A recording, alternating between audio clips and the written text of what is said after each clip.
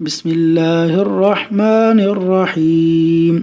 فرشتوں کی دعا پانے والے نبی کریم صلی اللہ علیہ وسلم نے فرمایا کہ آدمی کی جماعت کے ساتھ نماز گھر میں یا بازار میں پڑھنے سے 25 درجے زیادہ بہتر ہے۔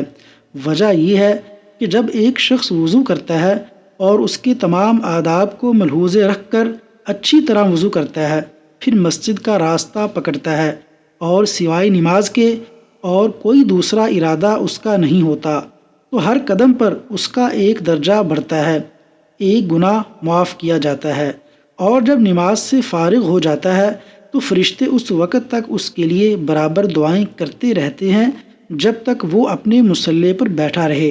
کہتے ہیں، اے اللہ اس پر اپنی رحمتیں نازل فرما، اے اللہ اس پر رحم کر، اور جب تک تم نماز کا انتظار کرتے رہو گویا تم نماز میں ہی مشغول ہو۔